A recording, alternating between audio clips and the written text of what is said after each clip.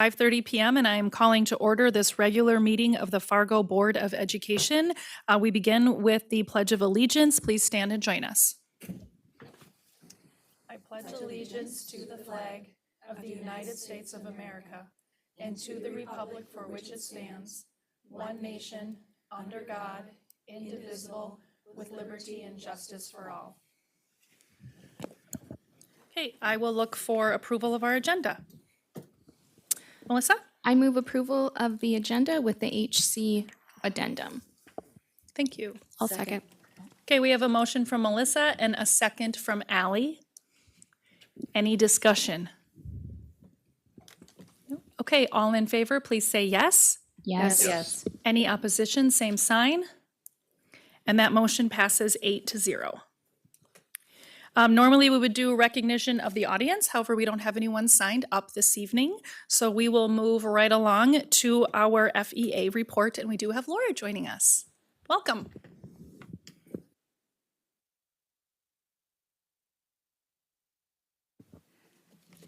I mentioned to a couple people before this meeting, and I've actually been talking about it since last night. The last event I went to of elected public officials was very interesting. I have to tell you, I sort of couldn't decide if I was more astonished or entertained. So I've got some expectations, school board. You know, I try to frame everything in my job, in my life, as we do this together. Nobody can do this alone. And I have to tell you that watching this group working with administration and school board and working with teachers and working with all of us, it's not just decorum. It's not just superficial, we get along. We really do work together. It's a mindset. We help each other, help kids, period. One set of examples I want to give you about how people step up and step in is just looking at all the committees that we've already started this year. And we had so many people applying that we maxed out on our 6th assignment committee. Our safety committee is almost got all the reps in there. We just need one more representative. The elementary workday, I think is something like 40 people working on that. I know the middle level is setting up and you've got dozens of people working on that one as well. The curriculum committee, I just joined that this year. There's like too many, it's like 5 pages on the Teams meeting. It's like so many people are eager to be engaged. And I need everybody to understand, and you understand this, being engaged isn't free. There's a cost to that. It's time for sure, but then the commitment in your heart and buying into something, it's a vulnerable kind of thing to have so many administrators and staff willing to step in and take part of something that isn't the easiest thing in the world, not to mention it takes time. People are eager. So it's not just that we play nice, we work together. And that's my gratitude. Thank you very much, Laura. And next we'll turn to our administration report from Dr. Steiner. Yep, thank you, Katie. A few celebrations. Fargo Davies held Powder Puff, first time in their school history. Fargo North held theirs, and it's the first time I think like in about 18 years. South is tomorrow, I believe. But we're hearing wonderful reviews. There was a little consternation about approval because you're always trying to imagine the bad things that'll happen, but it was just a really good experience. And I think I shared the email that Lenny Olheiser shared from Davies. So appreciate the opportunity for our kids to do that. They were really happy. And our administration said it was a really wonderful couple nights with that.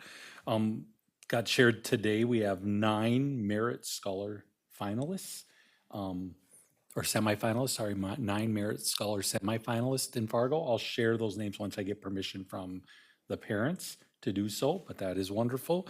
I did get permission to share this. Xander Ridley had from Fargo with the highest average score of all GED test takers in the state of North Dakota.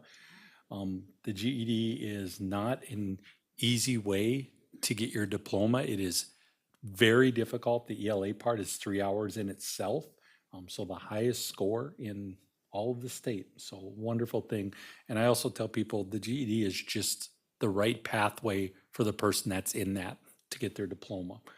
So just proud of that person and proud of his parents. They were really proud of him. Just a couple updates. Laura mentioned we had the first sixth assignment meeting, really trying to focus on what is the problem to be solved. I think we had 5 or 6 extra people that volunteered that we had to turn away, trying to make sure we had balance. So 22 people that are meeting, and we're meeting monthly. We had a very good first meeting. We know that sometimes when we get in those committees, there's lots of conversation about a lot of things that don't necessarily link directly to what we were charged with doing. So we are trying to figure out some listening sessions around that and kind of putting some of those items in the parking lot. But it was a really, really good collaborative discussion where everybody was participating. And I got multiple emails the next day just saying, thank you for letting us be part of the conversation. So thanks to the board also and FEA for saying, let's have that conversation. Met yesterday, I had an opportunity to meet with Governor Armstrong, Lieutenant Governor Strinden, and Maria Nesset, who's the Ed Policy Advisor for the governor.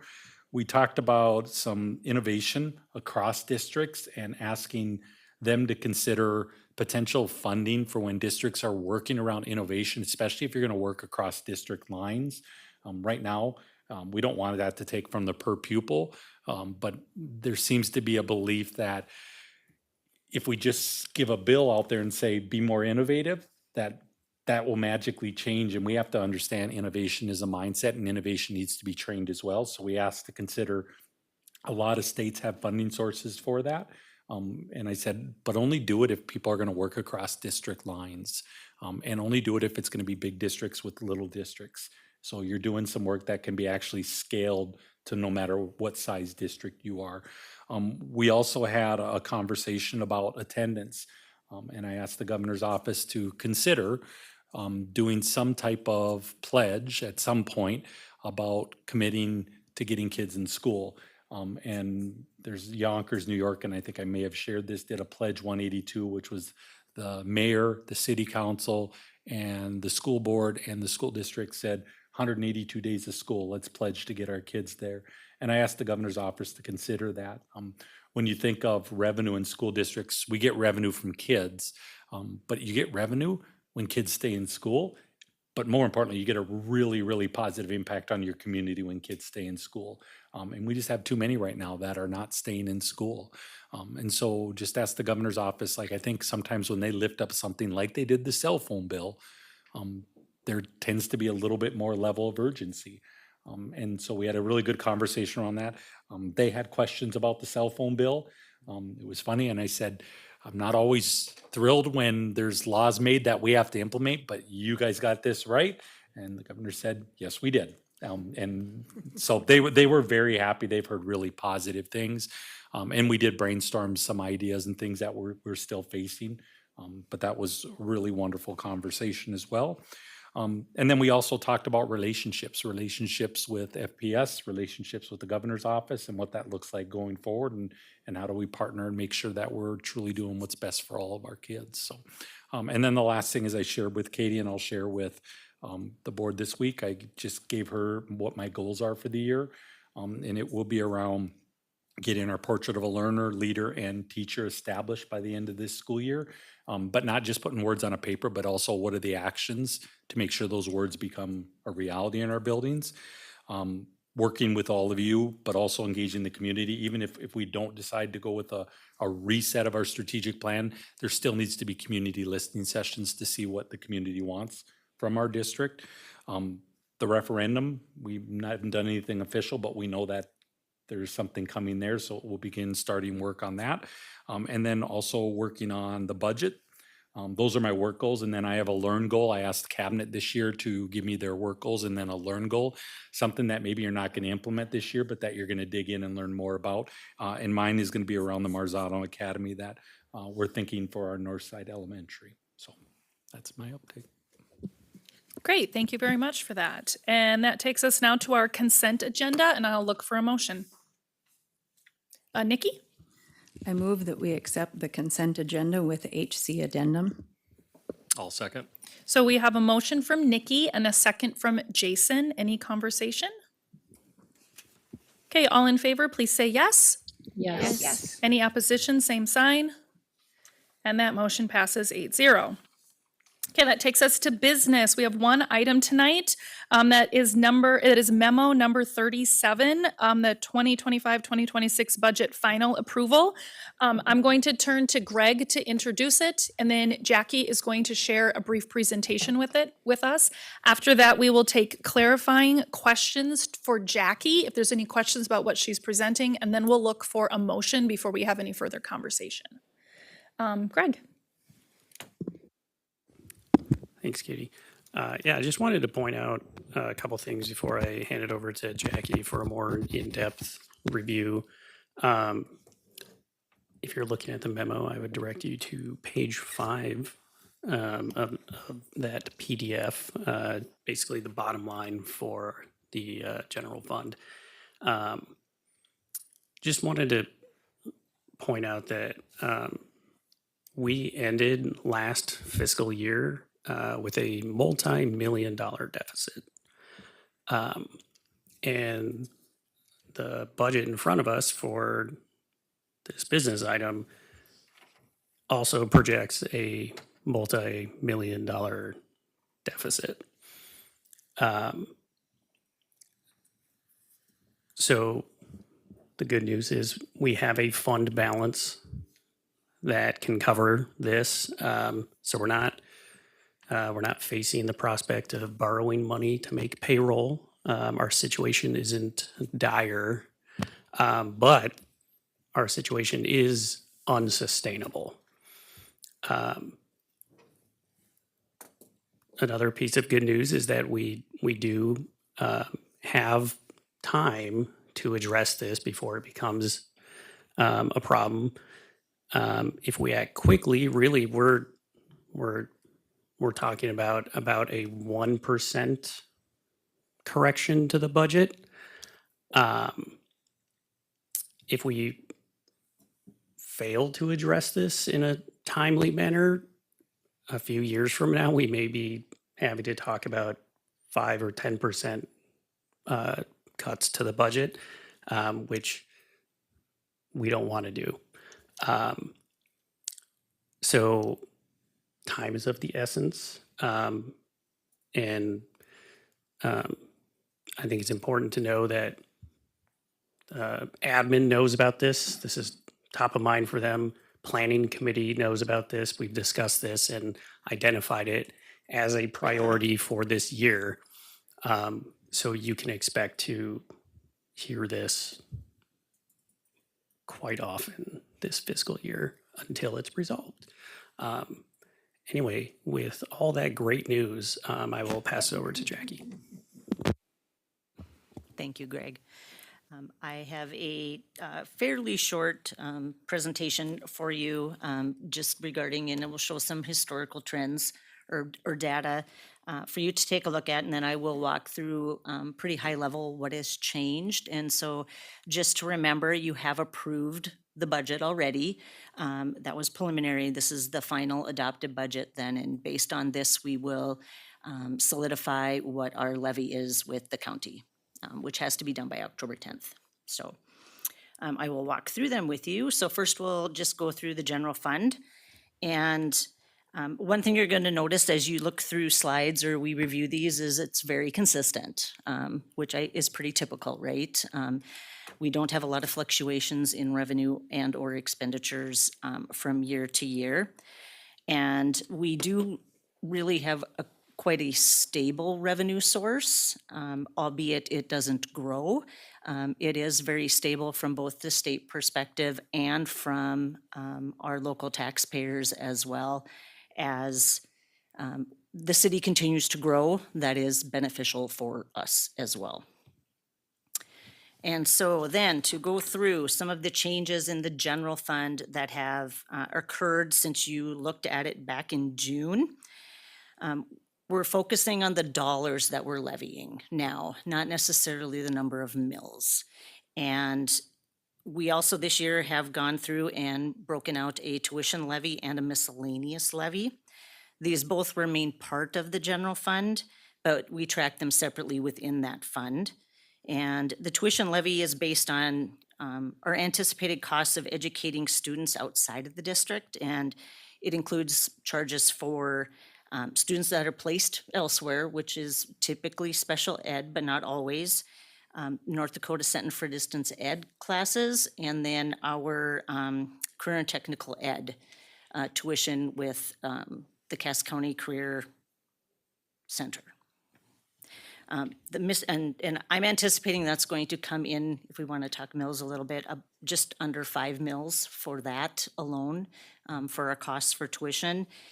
The miscellaneous levy can have a levy up to 12 mills, and so that's where we will be about for that. We won't know final until the county is finalized. The numbers for them aren't finalized till October 15th. Most of our tax revenue increase is really from new growth within the city, not from an increase in property valuations.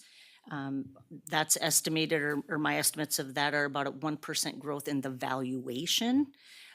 But the majority of the increase, which is going to come in at above 4%, is really due to new property coming onto the tax rolls within the city, which is good. That's where we're getting our growth from. The other thing that was adjusted regarding revenue and property tax is we had been previously experienced about a 95% collection rate in the year that we levy taxes. That hasn't been that for a couple of years now, and so I did drop that down to an estimate of 92% collection on that as well. And then, we'll go next slide. For state aid, it's been adjusted to what I call our final, but it's not really final, ADM for 2025 because that hasn't been kind of scrubbed by DPI yet.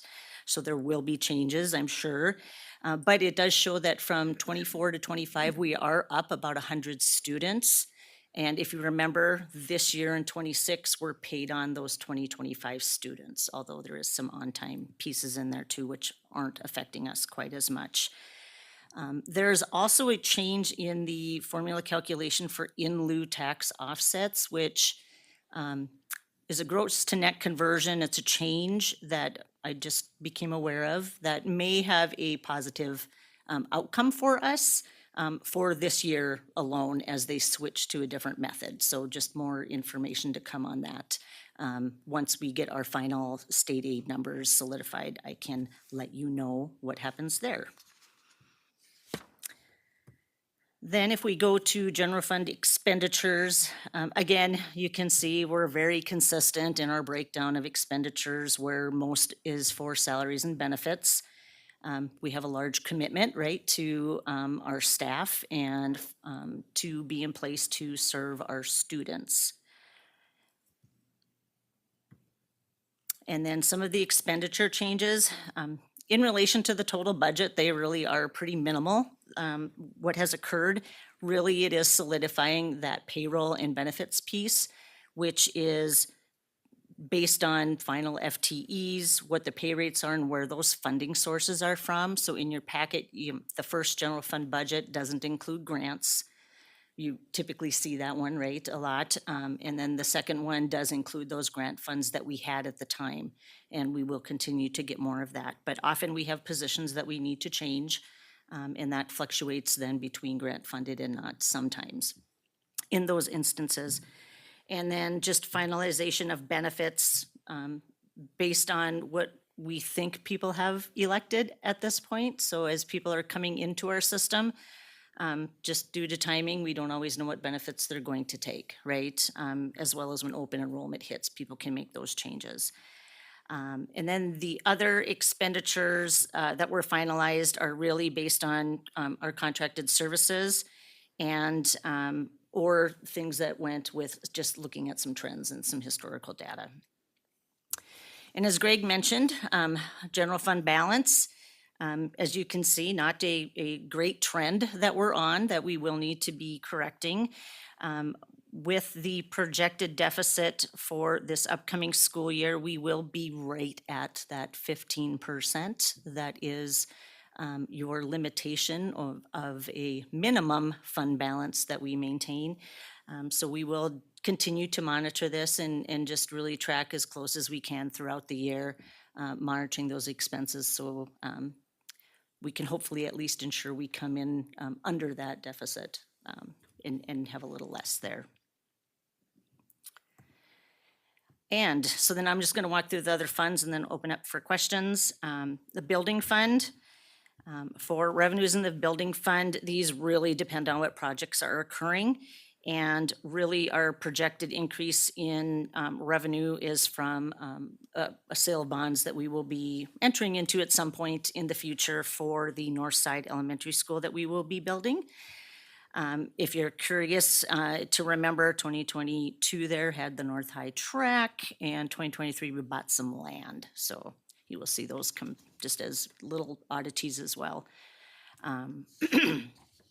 Expenditures, again, they're going to follow our projects, really depend on what's happening, and the spikes in 2023 here you can see that was for property, so that was that land purchase that happened. And then I'm not anticipating a lot of expenses hitting the books this year for the new elementary school. Most of that will start in the following school year, but there definitely will be some that we will incur in that time frame. And then changes to the budget and fund balance. Again, revenue is adjusted, as I talked with the general fund, same because we have a mill levy in this fund as well. And then just tweaking construction expenses based on where we ended with the outstanding projects at the end of last year. Looks like a high fund balance. We will certainly eat away at that very quickly in the upcoming years. Then our special assessments fund, we aren't levying any dollars in the fund this year. We don't have a need to. In 2025, you see a large spike there. We paid off Ed Clapp specials. Those were the last outstanding specials that we really had assessed. And so going forward, unless there is a lot of work that is done by the city, we will just keep watching and anticipate just paying those off as we're assessed. And we do have a year or so notice usually when those start coming on the rolls. So we'll be able to plan. But this fund, we can levy what we need as necessary. And as we don't need anything for next year, we will provide that little bit of a relief in this fund. And then to see where we're at with a fund balance and a projected fund balance for the special levy, we'll projecting to end just under $1 million in that fund. And our special levy fund, so this is our other portion of our building fund. Really, what happens here is there are taxes and we transfer those funds over to the building fund where we run all of the projects through. So we can only maintain those in one fund. It just makes it easier for us. And you'll see then projected about the same. We're running about $1 million that we'll have in a fund balance in that fund as well for future use. Debt service, right, our principal payments, principal and interest payments on debt. You'll see a little bit of an increase with that new issuance, which may have a debt payment due in this coming year and may not. That will depend on timing and when we issue that. And there also is no fund balance in the debt service fund typically. And lastly, will be nutrition services fund. And so as you look, again, fairly consistent now after we came out of COVID with the fund here for revenue, which really fluctuated greatly during that time frame as student meals were completely paid for. We're seeing that kind of level off now and become more stable for us. And then a similar look with expenditures. The allocation of those expenditures within the fund really do remain fairly consistent. In this fund, the highest expenditure item though is food. And related dairy products, those types of things for students. And then followed by second in this fund would be salaries and benefits. And the main change in this fund that has occurred is the fresh fruits and vegetables grant has been awarded and came through. And so those that revenue and those expenditures have been added as well. You will see that this fund is also kind of tracking down. It is actually at a point where it should be. And where we don't have what the food service would consider being a excess fund balance with that. And so I'm hitting a button and nothing else is happening, so I'm at the end. I'm like, I'm not going to an end slide. I had one there. I believe my end slide, which got cut off, will say that this information plus much more detailed information will eventually be out on our public website for everyone to take a look at. Thank you. So Are you ready for questions? I am either ready for questions or for a motion from, Oh, okay. if that would take place. Ally? I just have one question, Jackie. Specifically to the assessments fund, you had said that we don't have any anticipated projects coming up. I'm wondering if we had assessed the Longfellow Street adjustment. Does that come out of that fund? It will once everything is completed and the city assesses. So typically we know what the upcoming assessments will be. And so we can kind of plan for those as they occur if they're larger, for example, than we would have available in fund balance. And if that happens at that point in time, we'll have to levy some additional millage to cover those costs. Okay, because we approved that last meeting, so I was just wondering if that was calculated in. Okay, that's all. Yep. Melissa? I just had a question on how the realization of the property tax changed from 95 to 92%, and was wondering, is that related to the state property tax relief, or are there other reasons that we're realizing at a lower rate? I would say it is due to delinquent tax payments. Okay. Okay, other questions? All right, I look for a motion. Greg? Yeah, I move that we adopt the final budgets for the 25-26 school year, levying a total of approximately $93,560,000 and instruct admin to submit the certificate of levy to the county auditor. I'll second. Okay, we have a motion from Greg and a second from Ally. Any discussion?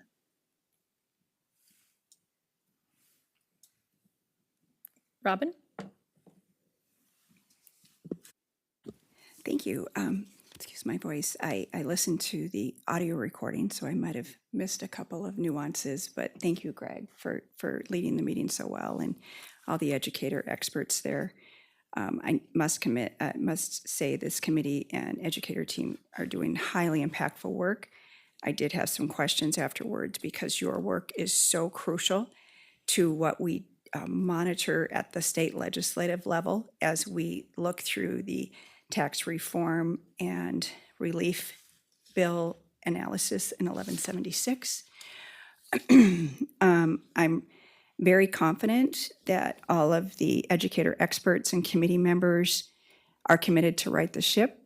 And then I do have grave concerns about approving a deficit 2 years in a row, even though we're still within the board approved range for cash flow. I am confident that will be addressed. When I listened, I appreciate it. I think I understand the strategy with lowering the property tax mills and enacting the alternative available levies. So thank you.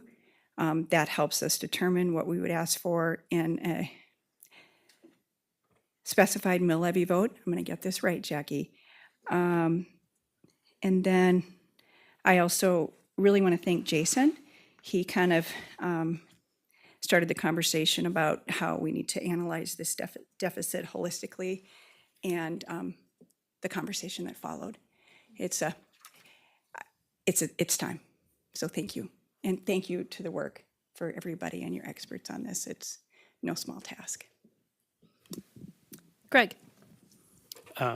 One thing I would like to do is mention that even if you're not on planning committee, please bring ideas, bring yourself to planning committee.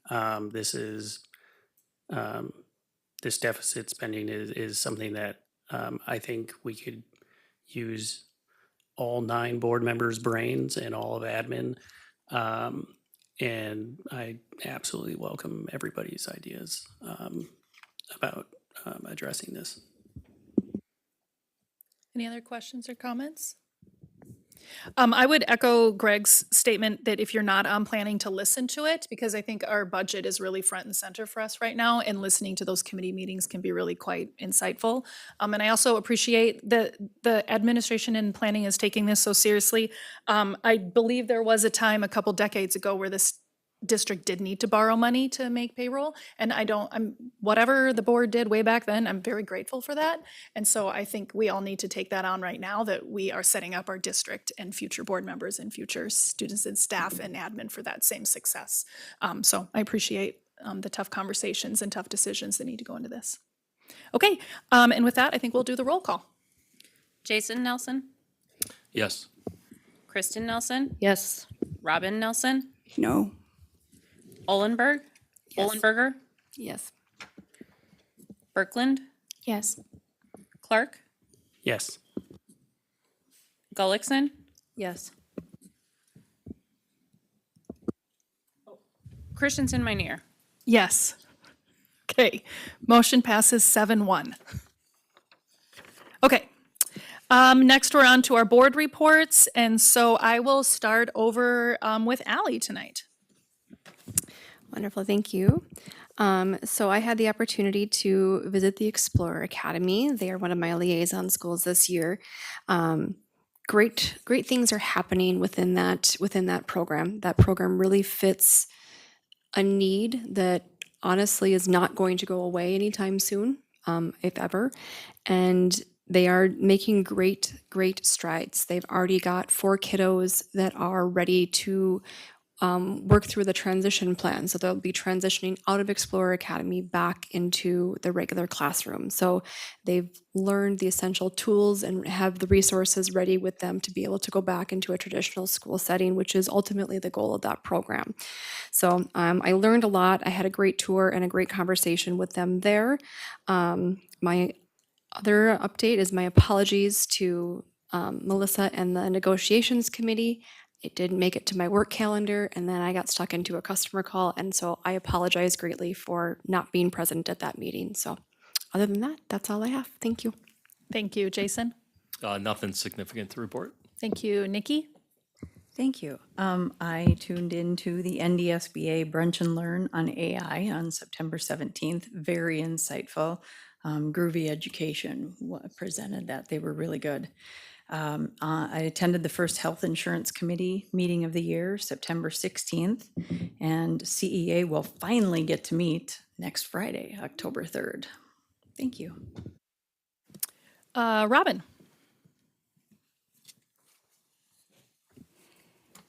Yeah, I've been so busy at work that I had the ability to visit 2 of my liaison schools, Lincoln and Clapp, and I visited an additional 13 elementary schools, which kind of is nice to have some inside non-formal visits and really learn about how schools work. So part of it is liaison related, and part of it is just part of my job, but I'm pretty blessed to be able to be in the schools, and they're very inspiring. Thank you.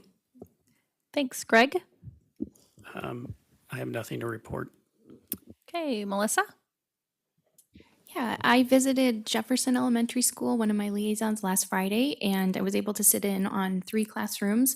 The pre-K, which I think I mentioned at my last report, is their new program, and it's absolutely wonderful. So this is a program for pre-K kids to come in the morning and kind of get set into a school setting. And a lot of them are siblings of older students at Jefferson, but it was so fantastic, and I am hopeful.